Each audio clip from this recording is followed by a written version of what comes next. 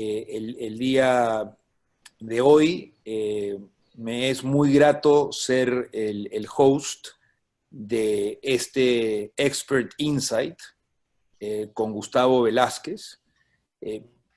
Mi nombre es Julio Noriega, soy CEO de Executive Forums y la verdad es que es muy grato tener a Gustavo en este Expert Insight. Gustavo, además de ser partner de Executive Forums en Venezuela, es PhD en Political Science, graduado de la Universidad Simón Bolívar en Caracas. Asimismo, tiene una maestría en Harvard con una especialización en negociación y tiene un Advanced Management Program del IESA y se graduó como abogado de la Universidad Católica Andrés Bello, también en Caracas. Es un consultor de primera línea y tiene su firma desde el 98 hasta la fecha, que se llama CIC Cambridge, en consultoría. El día de hoy estimamos que la tarea que tenemos todos los líderes de negociar o de renegociar muchos de los acuerdos que actualmente tenemos con diversos stakeholders es absolutamente fundamental en este proceso de gestión de crisis. En tal sentido, creíamos que era oportuno que Gustavo comparta con nosotros los frameworks y las metodologías de negociación que Harvard enseña hace muchos años y que se ha vuelto muy famosa por este framework que es bastante inclusivo. Dicho eso, dejo la palabra a Gustavo para que Gustavo entre en materia y pueda compartir con ustedes los secretos de la negociación desde la metodología y el punto de vista de Harvard. Gustavo, adelante, por favor. Bueno, muchas gracias, Julio, por la presentación. La verdad es que es un placer estar con la gente de Executive Forum. Bueno, gracias a todos estos medios que ahora estamos utilizando y de los cuales hemos sacado muchísimo provecho, ¿no? Hoy vamos a hablar de negociación. Bueno, como decía Julio, la negociación está presente en nuestras vidas, está presente en todo, está presente desde que nacimos. Algunos dicen que la primera negociación que tuvimos en nuestra vida fue cuando nacimos, que lloramos, ¿no? Lloramos para pedir algo, porque necesitábamos abrigo, alimento, lo que fuera. Bueno, y la vida hoy en día nos demanda negociar, nos demanda influir. Y bueno, yo desde hace más de 20 años he estado justamente dedicado a este tema de la negociación, desde el momento que fui a hacer la maestría ya en la Universidad de Harvard y me conseguí pues con unas materias realmente que para mí eran fascinantes, ¿no? Todo este tema de la negociación, la persuasión, el liderazgo. Bueno, y desde entonces me he dedicado con mis socios de Cambridge International Consulting a desarrollar estos temas de influencia estratégica, ¿no? Que es la unión, nosotros llamamos influencia estratégica, a esta unión de estas herramientas que son herramientas prácticas, ¿no? Relativamente fáciles de usar, como es la negociación, el liderazgo, la persuasión, de tal manera que con ellas, pues nosotros las utilizamos para influir todos los días en nuestras vidas con un propósito, ¿no? Es así como la pregunta que se nos presenta a todos cuando nos toca comenzar un proceso de negociación es bueno, ¿cómo negocio? ¿Cómo me comporto? ¿Con qué vendrá la otra parte a esta negociación? Y bueno, uno de los paradigmas tradicionales que nos invade de alguna manera a todos los seres humanos por distintas razones, el tema de medir los riesgos, de cuidarse, de estar alertas ante ciertas cosas desconocidas, es el de tratar siempre de ganarle al otro, ¿no? Cuando uno buscaba literatura sobre, bueno, como negocio, bueno, había algunos manuales, por ejemplo, había uno que dicen que se llamaba Los 150 mejores trucos para derrotar a su oponente, ¿no? Imagínense, eso realmente lo que era un compendio de trampitas, de manipulaciones para que en esa manipulación lograr que la otra persona se descuidara y sacarle ventaja. Y había gente, algunos, los que se preparaban, que utilizaban, vamos a decir, si eso lo pudiéramos llamar, esa metodología para negociar. Bueno, el tema es que hace más de 30 años, el profesor Roger Fisher, cuando regresó de la Segunda Guerra Mundial a Cambridge, ahí en Massachusetts, no consiguió a muchos de sus amigos y él comenzó a reflexionar y decía, bueno, tenemos que buscar algún mecanismo de resolver nuestros conflictos, de hacer nuestras negociaciones sin que, bueno, queden muertos en el camino, ¿no? Muertos en todo sentido de la palabra, ¿no? Y junto con un grupo de investigadores de la Universidad de Harvard, comenzó a preguntarse y a estudiar qué hacen los negociadores exitosos, los abogados exitosos, los diplomáticos exitosos, los comerciantes exitosos, los esposos exitosos, felicitaciones para ellos. De tal manera que comenzaron a ver qué hacían en cualquier contexto, en cualquier parte del mundo, en los Estados Unidos, en Perú, en México, en España, en China. Y realmente de esa investigación podemos resumir en grandes rasgos que consiguieron esencialmente dos cosas que son fundamentales para ir entendiendo lo que es la negociación y cómo negociar. En primer lugar, determinaron en esa investigación que toda negociación es un proceso, ¿no? No necesariamente son recetas o pastillas mágicas que uno se las toma y consigue un resultado automático. Toda negociación es un proceso donde, además, en segundo lugar, en toda negociación, es decir, en todo proceso, siempre hay unos elementos en común. Eso es muy importante concientizarse de eso, porque lo que buscamos esencialmente es que nuestros procesos de negociación sean eficientes y van a ser eficientes en tanto y en cuanto nosotros tengamos la habilidad, el ojo clínico, de identificar esos elementos que siempre están presentes en toda negociación, de tal manera que nosotros podamos manejarlos con mayor habilidad y hacer más eficientes esos procesos de negociación.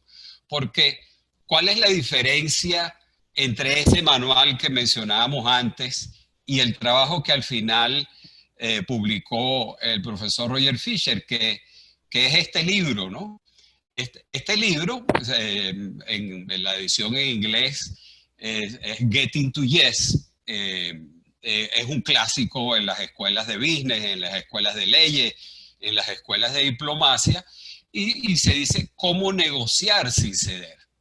Y realmente lo que hizo Fisher allí es que identificó esos elementos que están siempre presentes en toda negociación y de tal manera que cuando la gente utilizaba esos elementos, realmente lograban llegar a mejores acuerdos a diferencia de aquel manual de los 150 trucos en el que por lo general había alguien que salía manipulado o derrotado. De tal manera que de aquí nace esa famosa expresión de este libro, nace esa famosa expresión del win-win, del ganar-ganar, ¿no? Seguramente ustedes la han escuchado. Me pregunto yo si ustedes están de acuerdo con esa expresión. Y aquí quiero hacer una primera encuesta, una primera votación. Quiero saber quiénes están de acuerdo con esa filosofía del ganar-ganar. Voy a lanzar aquí una votación y tienen 30 segundos para contestarla.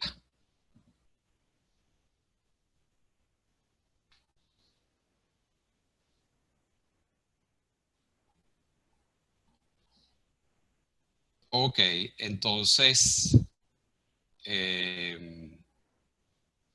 vamos. Ok, ¿están viendo los resultados? Bueno, aquí en los resultados nos dice que el 95%, ¿verdad? De los presentes están de acuerdo con esa expresión del ganar-ganar. Yo también estoy de acuerdo con eso. Me parece muy... Vamos a ver. Ajá, ahí tienen, ya vieron ahí los resultados. Ok, entonces vamos ahora con... Bueno, como les decía antes, de esta filosofía que sale en este libro, el ganar-ganar, donde se hizo muy famosa porque resulta que si ambas partes leían este libro, vamos a suponer que son dos partes negociando, pues conseguían que podían lograr mejores acuerdos y con mayor valor agregado, ¿no? De ahí sale esta expresión del ganar-ganar, donde el tema pues, de la colaboración es muy importante.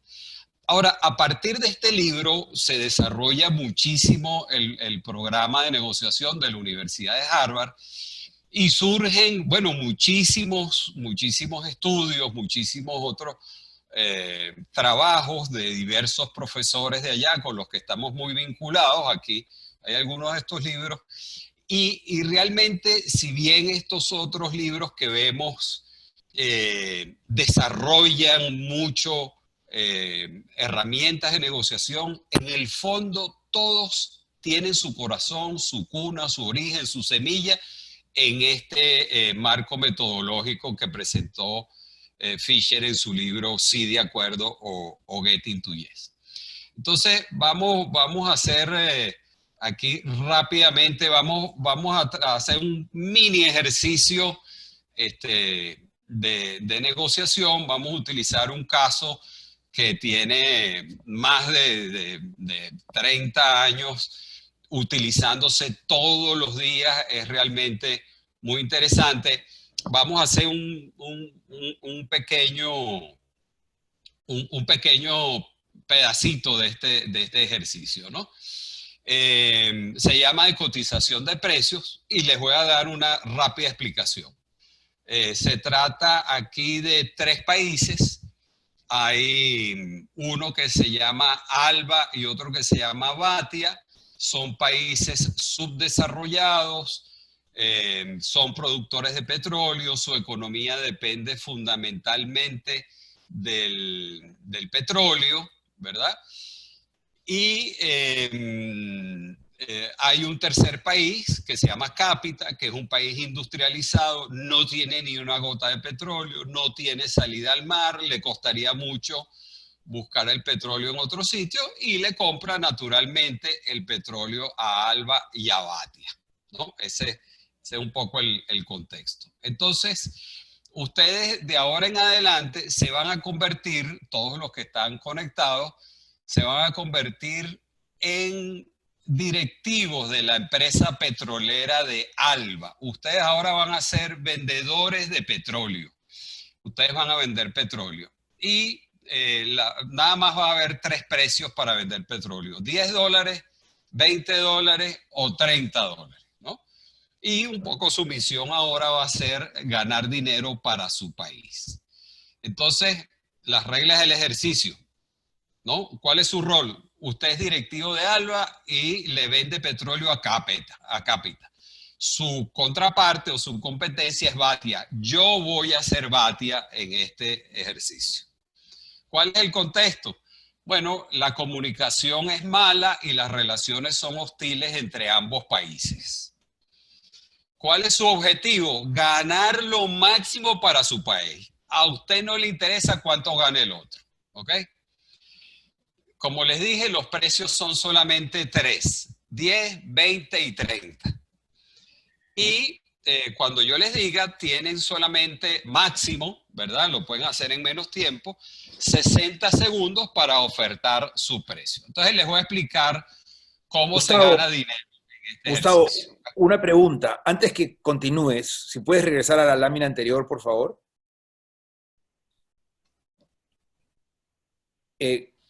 Cuando planteas que la comunicación y la relación es mala entre ambos países, ¿te refieres entre Cápita y Alba o te Entre refieres... Cápita y Alba, sí. Ok, Gracias solo por quería aclarar. clarificar eso. Gracias. Muchas gracias, Julio. Entonces, aquí está el cuadro donde están las ganancias, ¿no? Ustedes van a ver varias cuadrículas internas donde ven un monto en la esquina superior izquierda en verde. Esas van a ser las ganancias de Alba, de ustedes. Y van a ver en la esquina inferior derecha de cada cuadrito un numerito en naranja. Esas van a ser mis ganancias como Batia. Y se va a determinar por el cruce del precio al que ustedes decían vender y al que yo decida vender. Entonces, por ejemplo, si ustedes venden a... Vamos a ver, sí, ajá.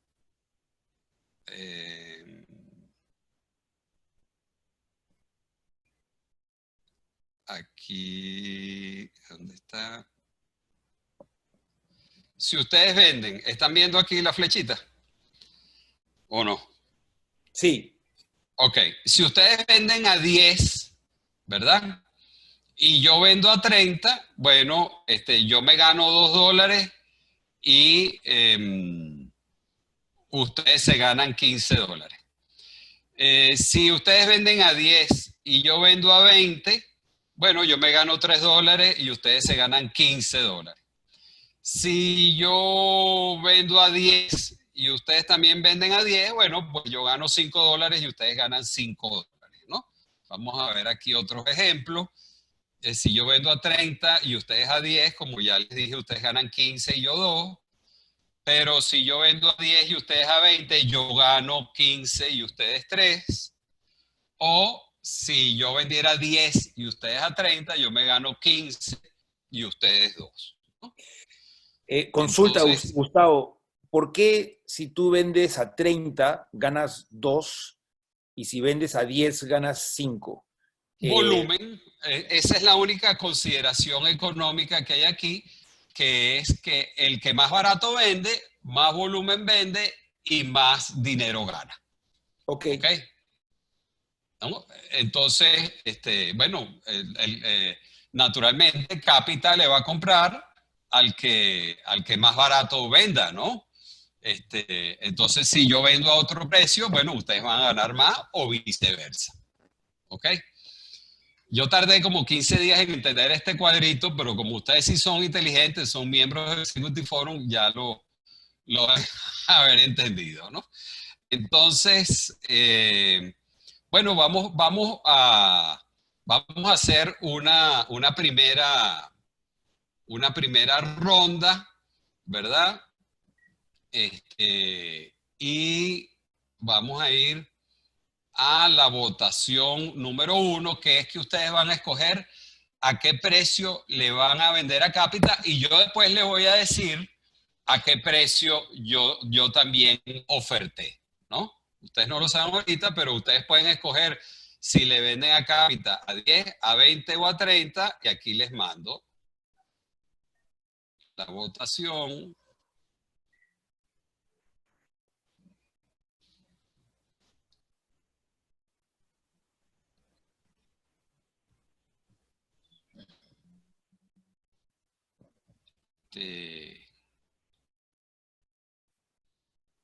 No, arrancó Julio, porque aquí la veo como... No, no ha arrancado la votación. Ajá, es que la veo como paralizada.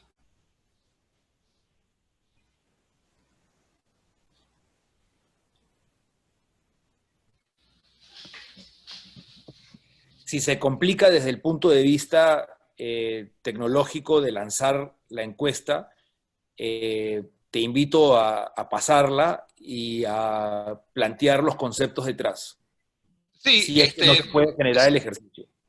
la otra posibilidad sencilla, lástima que no arranca, cerrar aquí la votación, volver a empezarla un momentico.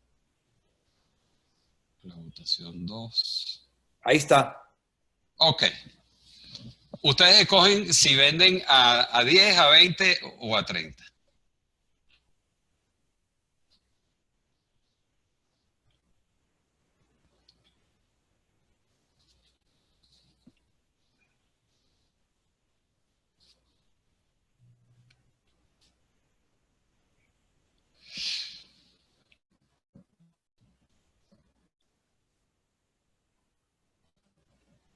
Ok, ¿están viendo los resultados? Sí. Ok.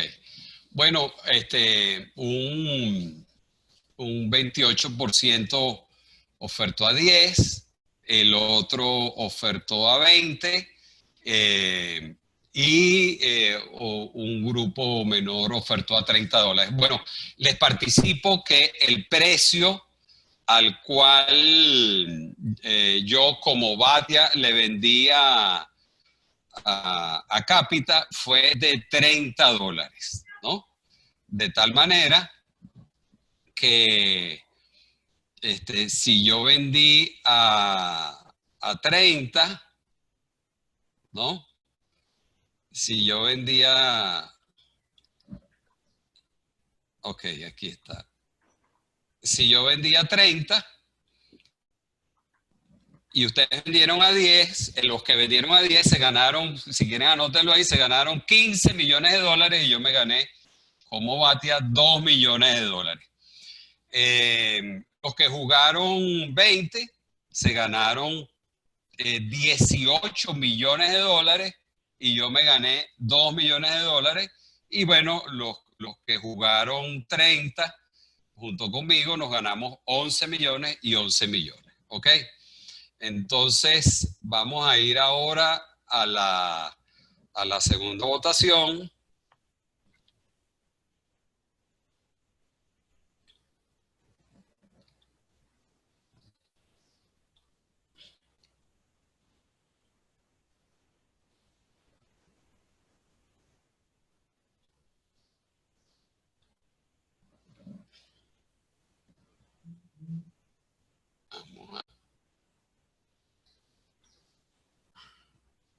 No arrancó.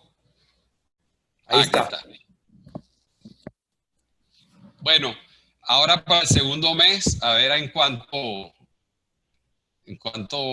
venden ustedes.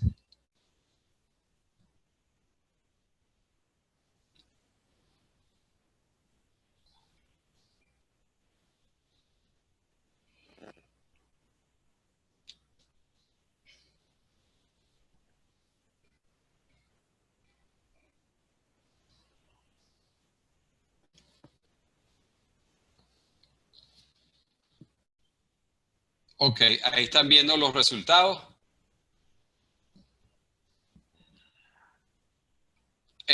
Bueno, la mayoría ahora oferta en el 47% oferta en 20.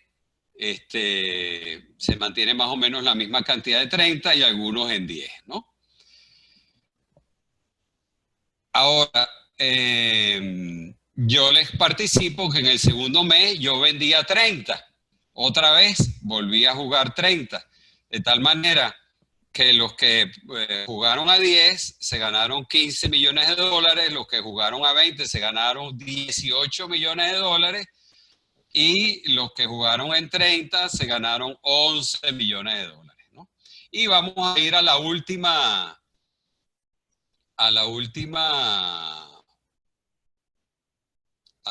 votación, en la última.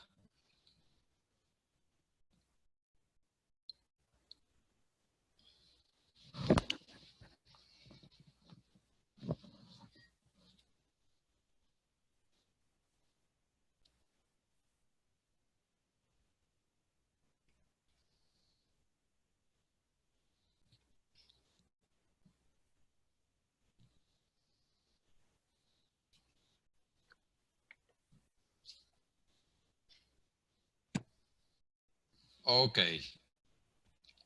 Bueno, aquí están viendo los resultados, ¿no? La mayoría sigue jugando 20. Otro porcentaje muy parecido está jugando 10 y otros jugaron 30 nuevamente, ¿no? Entonces, bueno, les participo que yo como Batia volví a ofertar 30 dólares, ¿no? De tal manera que los que ofertaron a 10 se ganaron 15 millones de dólares más, los que ofertaron a 20 se ganaron 18 millones de dólares más y los que ofertaron a 30 se ganaron 11 millones de dólares más. Entonces, un poco la explicación de este ejercicio, ¿no? ¿Cuántos meses voy a seguir yo vendiendo a 30 dólares? Bueno, va a llegar un momento en que yo diga, no, yo necesito ganar más dinero, igual que el otro, ¿verdad? De tal manera que yo también entonces voy a empezar a vender a 20 o voy a empezar a vender a 10 y seguramente vamos a caer en una guerra de precios, ¿no? Entonces, fíjense, la mayoría de la gente jugó a 20 y a 10. Y yo me atrevería a suponer, después de 20 años haciendo este ejercicio, ¿verdad? Que en muchos de ustedes había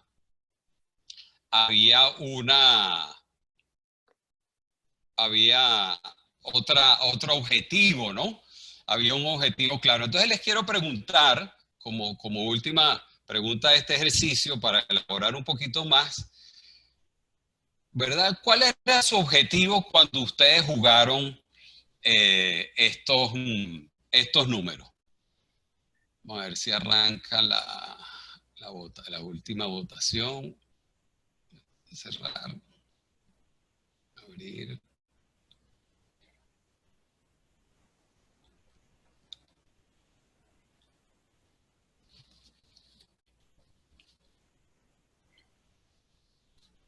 Ajá, ¿no ha arrancado por allá?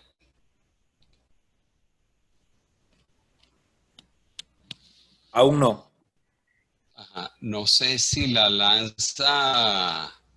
Déjame cerrarla yo. Ah, aquí está. Ya abrió. Ok. ¿Cuál era su objetivo? ¿Ganar más que el otro? ¿Maximizar sus ganancias o quedar tablas?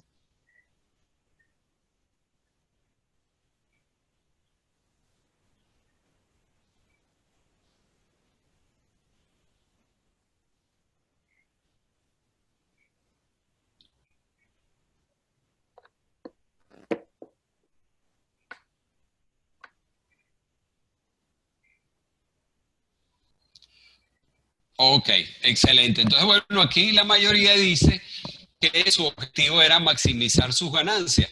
Pero yo les pregunto una cosa a los que jugaban, que era a la mayoría que jugaban 10 o jugaban 20. Bueno, ustedes seguían jugando ese juego mientras yo jugara 30. Pero si yo les jugaba 10 a los que jugaban 20 y yo terminaba ganando más, es muy posible que la reacción hubiera sido que ustedes jugaran 10 para que yo no ganara más que el otro, ¿no? Bueno, este ejercicio por lo general se hace en 8 rondas, dura aproximadamente 45 minutos, 1 hora, y lo tenemos grabado se los vamos a poner a la orden para que ustedes vean la dinámica. Pero la resulta en el 90% de los casos, al final, cuando vemos los resultados, es que esencialmente el paradigma que nos domina es el que decíamos, el de ganarle al otro, el de sacarle la ventaja, ¿no? Porque cuando decimos allí maximizar, bueno, el resultado que nos dice esto es que si los dos jugamos 30-30 a lo largo del tiempo, los dos vamos a ganar más.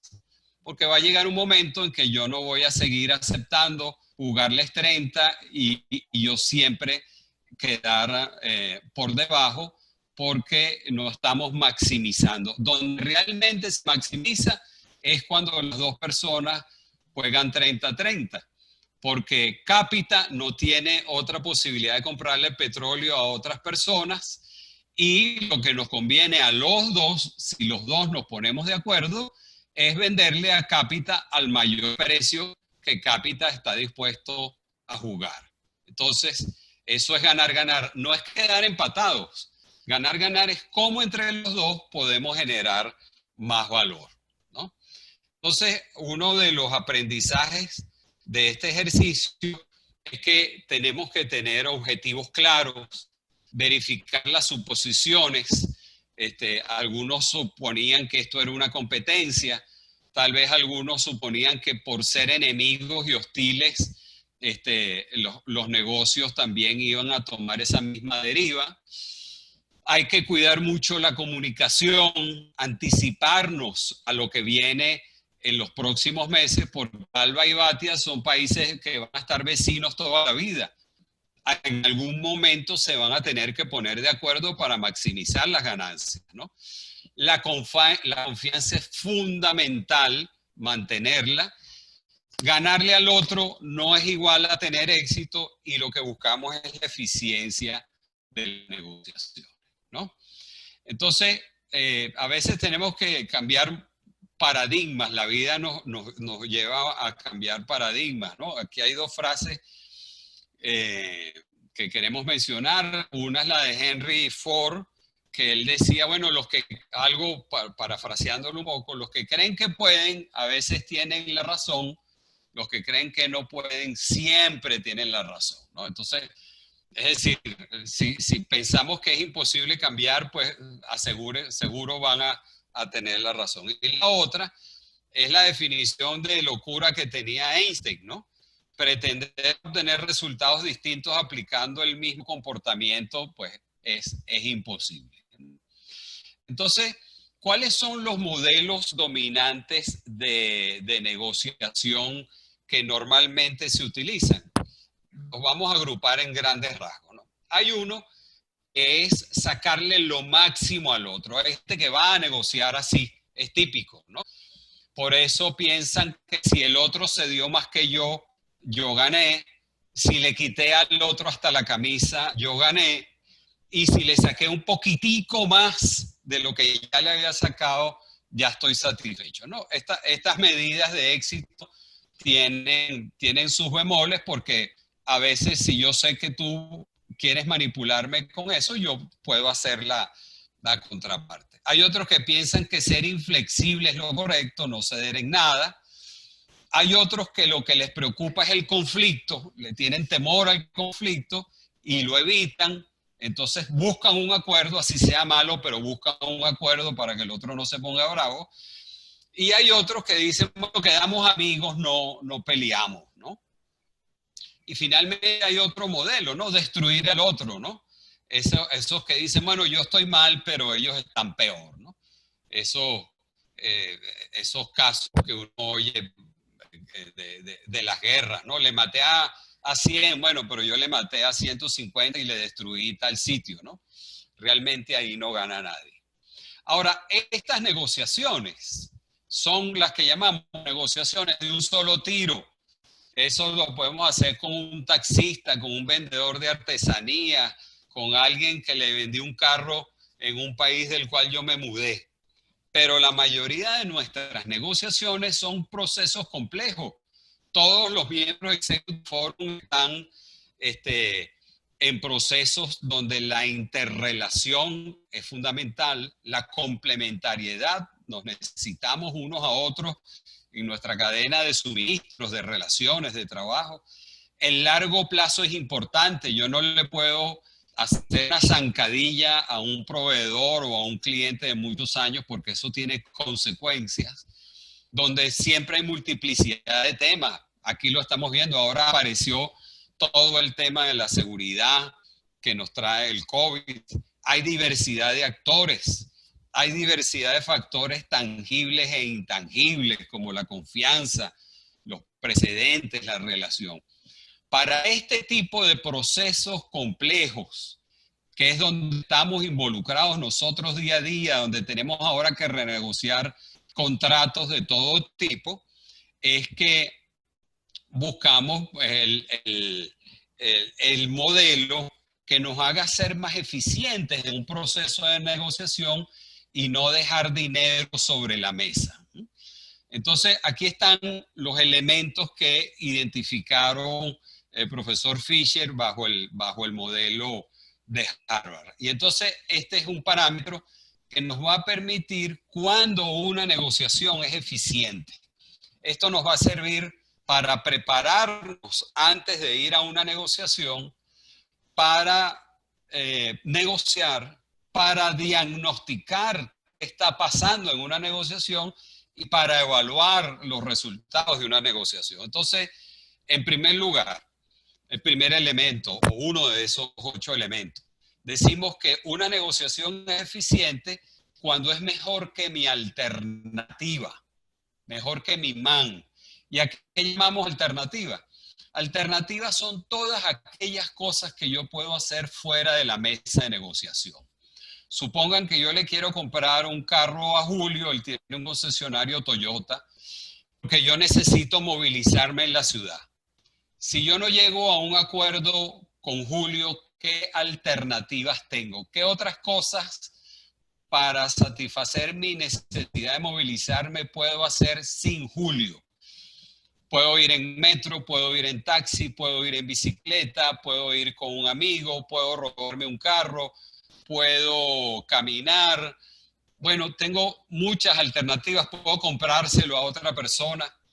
Entonces, de esas 10 alternativas que yo les mencioné, una será la mejor. Entonces, si yo llego a un acuerdo con Julio, ese acuerdo con Julio tiene que ser mejor que la mejor de mis 10 alternativas, mejor que mi man. Eso es lo que llaman mejor alternativa a un acuerdo negociado. ¿Por qué? Porque si yo tengo una mejor alternativa que lo que me ofrece Julio, ¿me debería poner de acuerdo con Julio o tomar algo que es mejor que lo que me ofrece Julio? Entonces, naturalmente, repetimos, una negociación es eficiente cuando el acuerdo al que llegamos es mejor que la mejor de mis alternativas. Alternativas es todo lo que yo puedo hacer fuera de la mesa de negociación, es salirme del cuarto.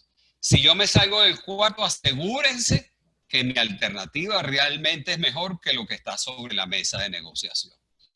Ahora, ¿cómo sé yo cuál es mi mejor alternativa?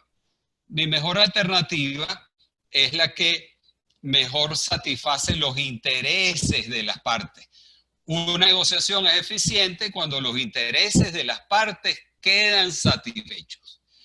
Y aquí vamos a distinguir entre intereses y posiciones. Hay una historia clásica que seguramente ustedes han escuchado, que es 2 hermanas peleando horriblemente por una naranja. Llega la mamá a la casa, ve la pelea y ¿qué hace la mamá?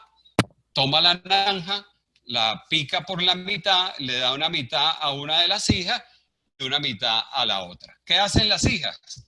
Una exprime el jugo de la pulpa y bota la cáscara y la otra saca la pulpa, bota la pulpa y se queda con la cáscara para darle sabor a una torta de naranja. ¿Cuál era la necesidad? ¿Cuál era el interés de las hermanas? Pues una quería la pulpa y la otra quería la cáscara. Eran intereses diferentes, necesidades diferentes. ¿Pero qué querían? Querían la naranja. Estaban negociando con base a posiciones. Posiciones por lo general es lo que yo digo que yo quiero. Intereses y necesidades es para qué lo quiero. Eso es determinante. Miren, muchísimas negociaciones de grandes empresas, grandes naciones, grandes políticos, se traban muchísimo porque negocian con base a posiciones. Una de las recomendaciones fundamentales es buscar los intereses detrás de las posiciones. No son cosas contradictorias. Es buscar qué es lo que está detrás de lo que yo digo que yo quiero o de lo que o de una queja, ¿no? Cuando un cliente suyo se queja, detrás de esas quejas hay intereses. Búsquelo. Entonces, decimos que una negociación es eficiente cuando los intereses de las partes quedan satisfechos. Ahora, ese acuerdo de las hermanas fue bueno. No fue bueno porque hubo desperdicio. No fueron buenas opciones. Se perdió la mitad de la pulpa y la mitad de la cáscara. De tal manera que decimos que un acuerdo es eficiente cuando las opciones no dejan desperdicio. Y aquí nuevamente vamos a distinguir. Ahora, opciones es todo lo que podemos hacer sobre la mesa de negociación. Y es lo que son acuerdos de beneficio mutuo en las que podemos generar valor. Julio, te compro el carro. ¿Me haces el servicio de cambio de aceite? Y él me dice, bueno, pero yo te lo hago gratis si me traes un cliente. Mira, y si te traigo un cliente, me das un porcentaje del seguro que tú me das de responsabilidad civil. Y así, ir creando valor allí. Entonces, un acuerdo es eficiente cuando son opciones que no dejan desperdicio, cuando ganamos valor, generamos valor. Ahora, también decimos que una negociación es eficiente cuando se basa en criterios objetivos, cuando no se basa en el capricho. Julio, te vendo mi casa en $3 millones. Y Julio me dice, ¿por qué, Gustavo? Bueno, porque necesito esta plata para montar un negocio nuevo. Ese no es un criterio objetivo. ¿Cuál sería un criterio objetivo para la casa? Bueno, los materiales de construcción, cuántos metros tiene, en qué vecindario está, cuál fue la última venta en esa misma zona. Es decir, criterios objetivos son referencias, antecedentes, opinión de expertos, benchmarking, normas. Entonces, un acuerdo es eficiente cuando se basa en criterios objetivos. También decimos que un acuerdo es eficiente cuando el compromiso es claro y bien diseñado.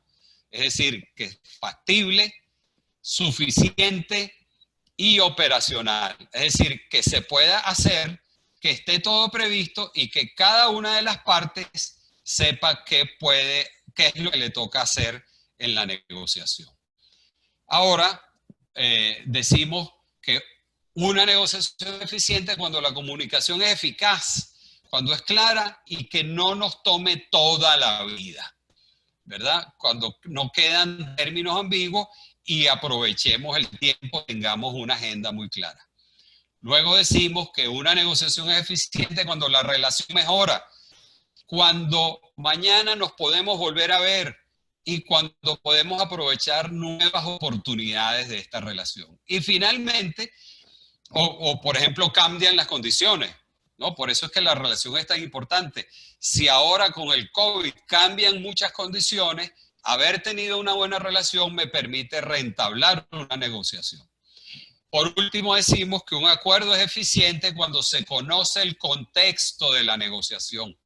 No es lo mismo ir por una autopista que por una carretera de piedras o por un camino de tierra, ¿no? Entonces, decimos en conclusión que una negociación es eficiente cuando es mejor que mi alternativa, cuando no tengo nada mejor, cuando los intereses de las partes quedan satisfechos, cuando las opciones no dejan desperdicios sobre la mesa, cuando se basa en criterios objetivos, cuando el compromiso es claro y bien diseñado, cuando la comunicación es eficiente, es eficaz, y cuando la relación mejora y se toma en cuenta el contexto de la negociación, ¿verdad? De tal manera que lo hemos graficado como un carrito, ¿verdad? Que va en la vía de la negociación. Bueno, el contexto es el entorno en el que estamos negociando en un momento dado. Es distinto ahora con el COVID que antes sin el COVID, es distinto en Venezuela que en Perú o en México. Ahí vamos con un vehículo donde el corazón del vehículo, el motor, ahí es donde se genera valores, nuestros intereses y los de la otra parte, las opciones que pongamos en la mesa para crear mucho valor y los criterios objetivos que dan sustento a las negociaciones que estamos dando. Ahora, este carrito no avanza sin las llantas de la comunicación y la relación. Si esas llantas están sin aire, es muy difícil que este vehículo de negociación avance bien. Hay que cuidar mucho la comunicación y la relación. Y al final vamos a decidir, ¿me voy a mi alternativa? Bueno, si lo que está en la mesa no es mejor que mi alternativa, entonces me voy a mi alternativa, le digo a la otra parte, muchas gracias, muy interesante lo que me propusiste, pero tengo una mejor alternativa. Pero si no, si mi alternativa no es mejor, pues entonces me voy al compromiso. A lo último que se llega en una negociación es al compromiso. Hay quienes utilizan una expresión, al compromiso hay que llegar de la misma manera que hacen el amor los puercoespín. ¿Ustedes saben cómo hacen el amor los puercoespín? Con cuidado, con mucho cuidado, ¿no?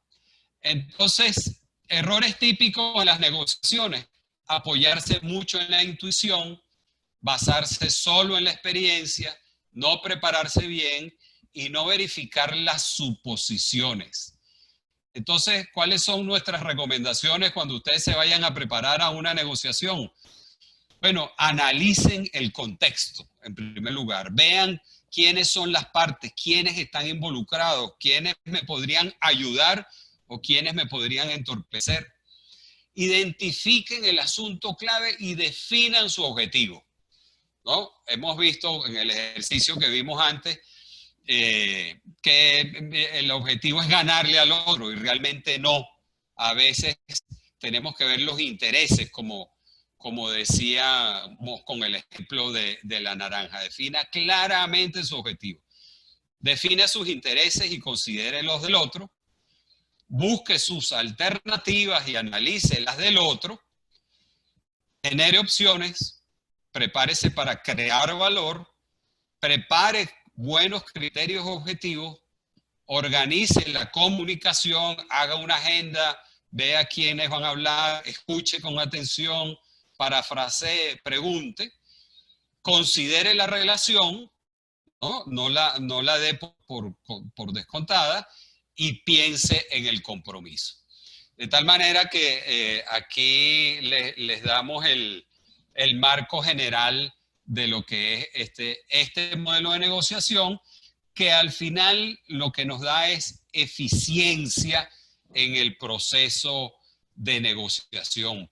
Podemos generar valor, ¿no? Fíjense, para terminar aquí, la frontera, lo que llaman la frontera de Pareto. Esto lo que nos dice es que A puede quedar satisfecho hasta vamos a repetir aquí la animación, A queda satisfecho hasta este punto y B hasta este punto. ¿Qué pasa si el acuerdo es aquí? Bueno, a B no le pasa nada y A aumenta en su valor, en su satisfacción.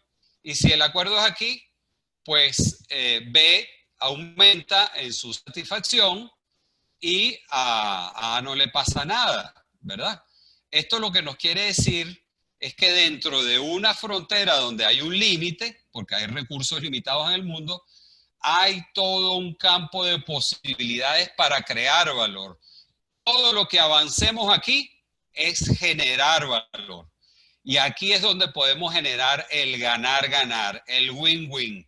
¿Cómo entre los dos podemos buscar posibilidades que se muevan en este entorno donde ninguno de los dos pierde, ambos ganan? Es posible que uno gane más que el otro, pero ganar-ganar no se trata de quedar empatados, ¿no?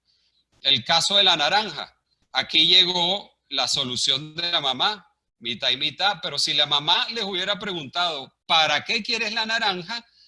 ¿Verdad? A lo mejor le hubiera dado el 100% de la pulpa a una y la cáscara a la otra y hubiera generado valor, hubieran ganado valor ambas. Y si la mamá le pregunta, ¿para qué quieres el jugo y para qué quieres la naranja? A lo mejor descubre otros intereses que son independientes de comer o de tomar jugo, donde también puedan generar mucho valor. Entonces, muchas gracias. Aquí estamos a la orden. Estoy pues para responder sus preguntas. Y si alguno tiene algún caso que lo quiera tratar con más detenimiento, con mucho gusto nos pueden llamar y en nombre de Executive Forum con mucho gusto los apoyamos allí sin ningún compromiso. Gustavo, la verdad es que muy a la vena y construido sobre fundamentos, ¿no? Los pilares. Parece todo muy sencillo, pero sin duda es un muy buen recordatorio en este momento que tenemos tantas cosas que negociar. Aquí voy a compartir algunas de las preguntas. Y antes de arrancar con esa pregunta, voy a resaltar uno de tus comentarios iniciales, ¿no? Que tú decías, cómo negociar sin ceder, y luego felicitabas a los esposos exitosos. La verdad Bueno, que... una advertencia, este método no funciona para ese tipo de negociaciones. Dale. Simplemente hay que aceptar lo que digan nuestras esposas, parejas, etcétera, y punto. Sí, mi amor. Bueno, aquí una primera pregunta es, ¿cómo contrarrestar éticas opuestas entre dos personas muy inteligentes? Ajá. Bueno, una de las expresiones que se utiliza mucho en estas herramientas de influencia estratégica es que son neutras. Usted puede utilizar todo esto éticamente o fuera de la ética, ¿no? No vamos a entrar a hablar ahora de ética porque entendemos en general que la ética, si bien hay grandes principios, al final es un tema personal, es una decisión personal que cada quien toma, ¿no? Pero seguramente nos vamos a conseguir con negociadores difíciles, ¿no? Que, según desde el punto de vista de muchos, no tienen ética y nos quieren hacer los trucos de los que hablábamos antes. Entonces, esta metodología me sirve mucho para evaluar, diagnosticar, un proceso de negociación en marcha, porque es posible que yo consiga a otra parte que me quiere cobrar el doble. Por ejemplo, en estos tiempos de escasez hay gente que por las mascarillas, por el gel, por muchos recursos quiere cobrar más. Hemos visto muchos casos, o por los alimentos, etcétera. En Venezuela por la gasolina que no hay, ¿no? Entonces hay una gran especulación. Entonces, bueno, uno utiliza este marco metodológico y uno puede empezar uno a analizar sus intereses, ¿no? Y uno puede, déjame compartir aquí nuevamente la pantalla, para ir viendo en la práctica cómo podemos utilizar este modelo, ¿no? Si a mí me ofrecen algo por el doble del precio, bueno, entonces yo me voy aquí a mis criterios objetivos. Están es justo ese precio, es el acuerdo del mercado o no. Entonces yo puedo utilizar el criterio objetivo como un escudo y también como una espada. Como un escudo, como protegiéndome y diciéndole a la otra parte, me estás cobrando el doble, lo estás haciendo en el doble del tiempo, esto no tiene la calidad requerida, y entonces no caemos en el regateo. Lo que no recomendamos en una negociación, aunque siempre haya un pedacito, pero lo que no recomendamos es que su estrategia de negociación se base en el regateo. A lo mejor otra persona se quiere basar en posiciones, ¿verdad? Entonces lo que tenemos, la herramienta que tenemos es buscar los intereses detrás de esas posiciones y explicarle los nuestros, porque ¿qué es lo que pasa? Bueno, con este modelo, ¿cómo podemos utilizar este modelo? Es usarlo como una lupa, como un aparato de rayos X, que yo con este modelo puedo ver cómo se mueven estos elementos. Estos son los elementos que están presentes en todas las negociaciones que ustedes vayan. Entonces yo lo puedo utilizar como una herramienta de análisis y ver dónde me duele, ¿no?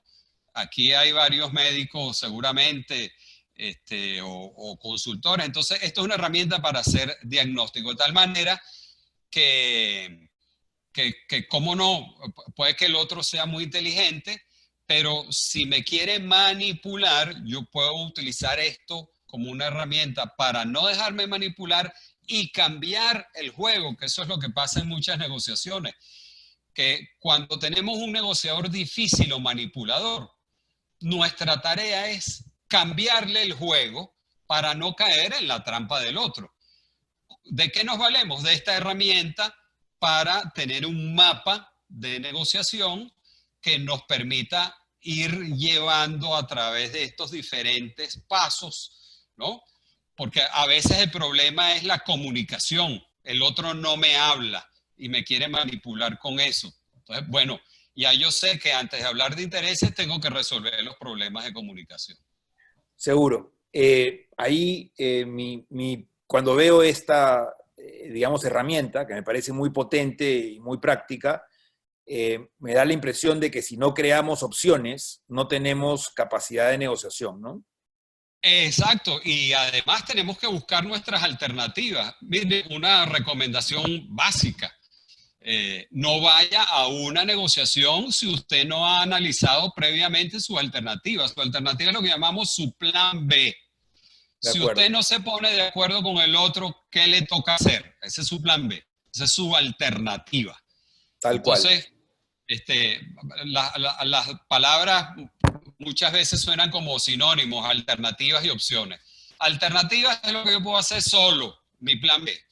Opciones, como bien decías tú, es todo lo que yo puedo generar en una mesa de negociación. Totalmente de acuerdo. Muy interesante la diferenciación. Son 10:30, pero tenemos dos preguntas adicionales que me parecen bien interesantes. Las voy a hacer, tratemos de responderla de manera muy sucinta y luego nos despedimos. Una es, ¿qué rol juega? Tres preguntas te voy a hacer bien rápidas. ¿Qué rol juega la mediación en una negociación? ¿Cómo podemos maximizar y cuándo utilizar la mediación?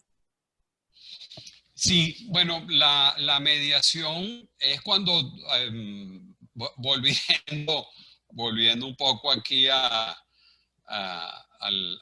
carrito, ¿no? ¿Cuándo se da la mediación? Cuando estas dos, por lo general, cuando estas dos llantas, por lo general, ¿no? Están mal, porque hay mala comunicación o hay mala relación. Muchas veces depende de eso. Entonces, buscamos un mediador para que entonces haga esta función de comunicarse y relacionarse con las partes, y entonces descubra cuáles son los intereses de uno.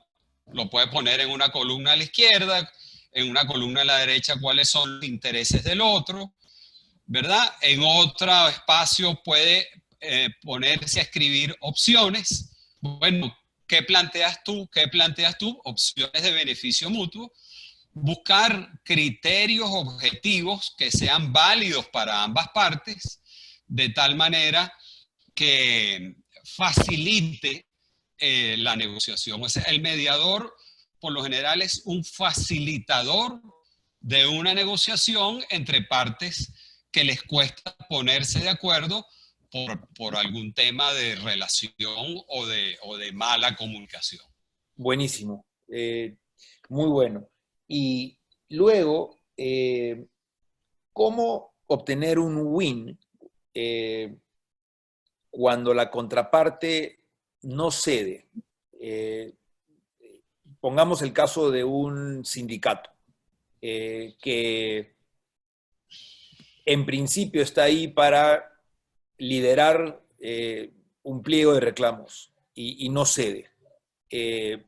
¿Cómo te imaginas lograr un win cuando hay alguien que, independientemente de los criterios, su interés probablemente es mantenerse como líder del sindicato y por lo tanto no tiene interés en ceder, no inmediatamente por lo menos?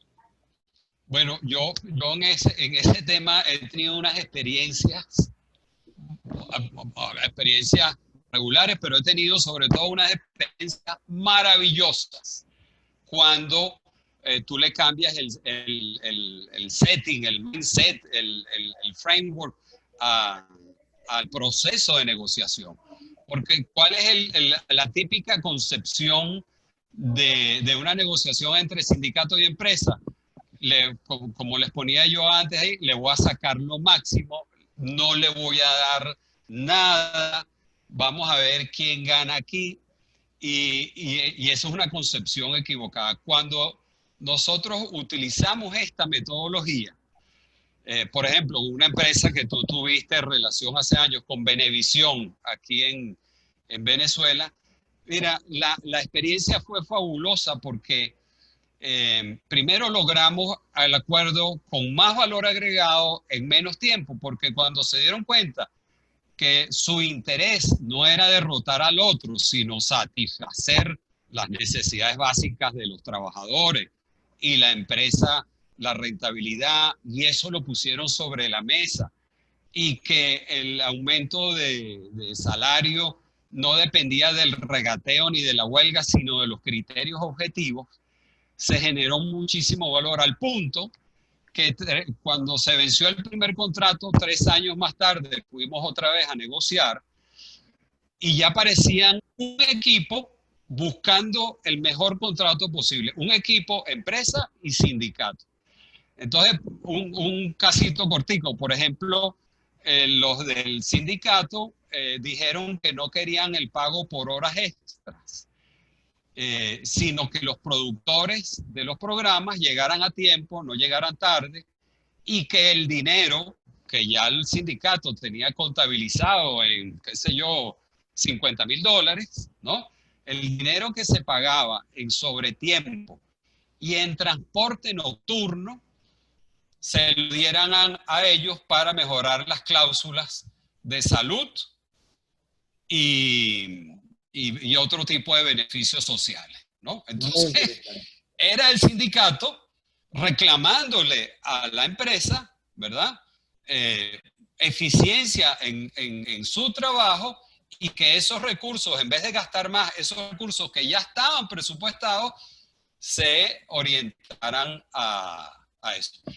Sindicatos chavistas hace, no sé, 8 años, bueno, de esos que eran bolivarianos, revolucionarios, que querían comerse a las empresas, con las empresas de electricidad, de energía eléctrica aquí en Venezuela, lo mismo, ¿no? Cuando se dieron cuenta de que el paradigma era otro, lograron generar mejores acuerdos, ¿no? Entonces, Con el que no sé, nuevamente, busca el carrito, vea cuál es su alternativa, genere opciones, háblele de sus intereses, háblele de los suyos, ¿verdad? Y entonces esto es una herramienta que le va a permitir a usted influir, liderar en sus procesos de negociación, gerenciales, etcétera. Genial. Y nos despedimos con esta última pregunta, que está relacionada a lo que mencionaste. Alguien preguntó si la empatía era una debilidad en la negociación. No, no, o sea, más bien diríamos que es una fortaleza. Ahí en esa palabrita, en esa llanta que decimos de la relación, bueno, ahí hay muchísimo por desarrollar. El profesor Dan Shapiro, sobre las emociones, él planteaba que, aparte de este modelo, él decía, bueno, pero ¿qué hacemos con las emociones? Que es lo que llamamos aquí la relación. Y entonces él escribió un libro que se llama Más allá de la razón, Beyond Reason, Dan Shapiro. Entonces él plantea que en vez de ponerse a inventar si manipulo al otro, esto, lo otro, que uno puede generar en el otro emociones positivas, ¿verdad? Y si en el otro usted genera emociones positivas, la comunicación y la relación puede mejorar. Y entonces él determinó 5 temas centrales, core concerns, temas vitales de cualquier ser humano que si los tocamos en un proceso de negociación, eso va a ayudar mucho. ¿Cuáles son? Bueno, el aprecio. Todos tenemos necesidad de sentir aprecio. Entonces, muestre aprecio por lo que el otro hace, siente o dice. No es que usted le va a dar la razón, pero valore, muestre el aprecio. Afiliación. Él dice que todos tenemos necesidad de formar parte de algo. Entonces, busque vínculos, busque mecanismos de afiliación que el otro se sienta parte de ese equipo. Eso va a generar emociones positivas en el otro. Autonomía. Todo ser humano le gusta sentirse que puede decidir por sí mismo. Dele espacio, pregúntele por su opinión, de tal manera que el otro se sienta que no están pasando por encima de él. Estatus. Él plantea que todo ser humano le gusta que le reconozcan su estatus. Entonces, reconózcalo cuando lo amerite. Cuando no lo amerite, bueno, no aparezca como adulante, pero reconozca el estatus del otro y eso le va a gustar al otro. Y finalmente, el rol que desempeñamos. Si usted desempeña un rol de manera agradable en una relación con otra persona, en un proceso de negociación, pues bueno, eso también genera emociones positivas en la otra persona. No es que usted va a usar esos 5 elementos a la vez, use uno, use 2, pero eso va a, de tal manera que la empatía es uno de los principios de persuasión. Cuando quieran hablamos un poquito de los principios de persuasión, ¿no? Y el liking, el parecido con el otro, la vinculación, eso genera emociones positivas y contribuye en la relación en un proceso de negociación. Es un dilema que se presente. ¿Soy un negociador duro o soy un negociador blando? Ese es un dilema que si usted tiene esta herramienta es innecesario. Usted tiene que ser duro ¿con qué? Bueno, mire, usted tiene que ser duro con los intereses, con los criterios objetivos, ¿verdad? Usted tiene que ser flexible ¿con qué? Con las opciones, generar opciones, cuidar la relación, tiene que cuidar la comunicación. ¿Con qué tiene que ser duro? Bueno, si utilizamos esas palabras con el compromiso tiene que ser claro y bien definido. Grandes negociaciones se han derrumbado por malos compromisos. Bueno, maestro, te acabas de tirar unas grandes perlas. Que siempre en las preguntas y en las respuestas terminamos encontrando los tesoros. La teoría sin duda genera grandes fundamentos y pilares, pero verdaderamente te acabas de jugar unas grandes perlas que en nombre de Executive Forums te agradezco muchísimo. Espero que haya sido de mucho valor para quienes se quedaron hasta el final. Eh, Creo que nos has aportado mucho insight y conocimiento y muchos fundamentos y valores. De todo corazón, con mucho cariño, con mucho aprecio, Gustavo, te agradezco en nombre de Executive Forums y en nombre de cada uno de los miembros que nos ha acompañado el día de hoy. Muchas gracias, Julio. Muchas gracias a todos ustedes. Y como les dije, cualquier caso que quieran plantear para divertirnos un rato, estamos completamente a la orden. Encantado. Por cierto, la información de Gustavo y esta presentación va a estar colgada en TeamVibe, la plataforma digital que se lanzó este lunes. Para quienes no la hayan accedido, los invito a acceder a ella. Seguramente sus forum leaders estarán recordándoselo pronto. Y ahí estará no solo la presentación, sino también los datos de Gustavo, si lo quieren contactar con algún tipo de consulta o asesoría. Les mando un abrazo, cuídense, manténganse bien y mucho cariño.